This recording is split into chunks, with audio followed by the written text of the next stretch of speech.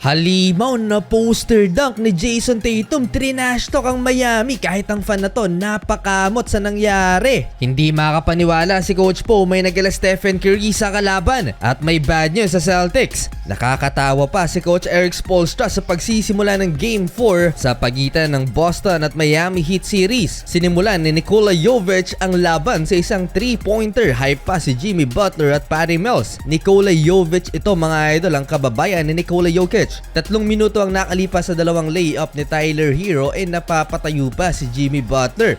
Pero halfway ng opening quarter, napatake over si Derrick White at nagtala lang naman ng 16 points ang player na to. Pinaulanan ng 3-pointers ang Miami Heat shooting 4 of 5 beyond the arc. Umabot ng 15 points ang biggest lead ng number 1 NBA team sa Miami Heat. Last 2 minutes, tinulugan naman ni Peyton Pritchard ang rookie na si Jaime Jaquez Jr. na libre 200 dunk. Nag-mini run pa ang Miami before the end of first quarter. Bam Adebayo dunk over Al Horford mula sa assist ni Tyler Hero. Lamang ng 10 points ang Boston Celtics 34-24. So far leading scorer ng Miami si Tyler Hero with 9 points. Second quarter, 5-point swing ang ginawa ng Boston Celtics pero agad din namang nakasagot ang Miami Heat. From defense to offense, nilockdown ng mas maliit na si Haywood Highsmith, si Kristaps Porzingis at binuli pa siya ni Bam Adebayo sa pintura. Nagbuhat sa second quarter si Bam at todo suporta sa kanya si Jimmy Butler nang maiskora ng Heat big man si Al Horford. Mukhang may dalang trash talk itong si Jimmy sa bench ng Miami kay Al Horford. Derrick White nag-aala Stephen Curry, 22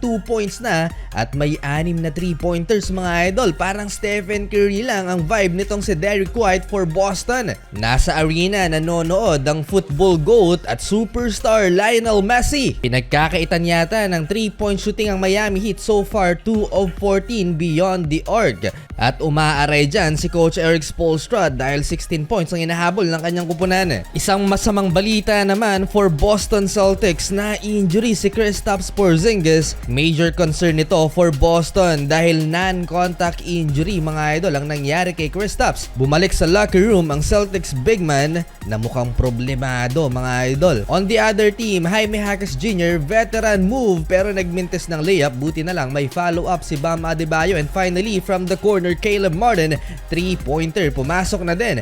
Na-hype na sana ang crowd pero itong si Jason Tatum, highly contested 3-pointer na ipasok. 5-point counter ng Boston, balik sa 17 points ang lamang ng Celtics, 53-36 halftime. Second half, hindi na nakakabalik pa si Kristaps Porzingis due to right calf tightness. Good sign na makakabalik pa sa playoffs si Kristaps Porzingis kung magtuloy-tuloy ang playoff run ng Boston. Coaching mode na si Jimmy Butler sa bench at panayang sigaw sa kanyang mga teammates na nasa loob ng court. In control ang Boston Celtics sa kanilang malaking lamang. Jason Tatum mid-range, highly contested, and Derrick White sumabay pa ang dalawang bantay, 200 dunk. Pinapahiya niya ang depensa ng Miami Heat. Sinundan pa yan ng 200 poster dunk laban sa big man ng home team na si Bam Adebayo. Buhat na buhat ng Celtics guard ang Boston so far with 31 points, shooting 63% sa field at may 7 3-pointers.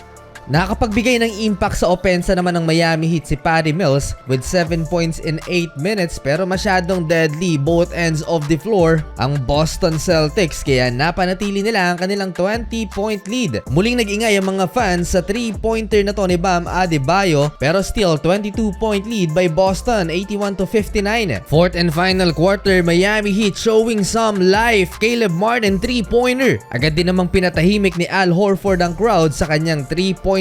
Hindi pa pinapakita ni Al Horford mga idol ang kanyang iconic timeout gesture. Makabawi man lang kay Jimmy Butler. Pero sabi nga nila, no lead is safe. Tyler Hero and one play, baba sa 15 points ang inahabol ng home team. Yun nga lang, pinatay ni Jason Tatum ang binubuong momentum ng Miami Heat sa isang monster poster dunk kay Caleb Martin. Sabay trash talk mga idol si JT. Tanggal kumpiyansa ang Miami Heat. Nagkakamot ang fan na to ng home team. Hindi pa tapos Tapos eto na naman ang Miami Heat after timeout, 7-0 run, baba sa 13 points ang inahabol ng home team, 91-78. Jason Tatum naman na injury scare. Dead ball na kasi, tumira pa ng 3-pointer. Nag-contest din naman si Bam Adebayo kaya ayun, nadali ang kanyang ankle. Natawagan patuloy si Bam Adebayo ng flagrant penalty foul 1 habang si Al Horford na-assess technical foul dahil sa pagtulak kay Bam. Maagang nagsiuwian ng crowd ng Miami Heat. Hindi na umasa na makambak pa nila ang Boston.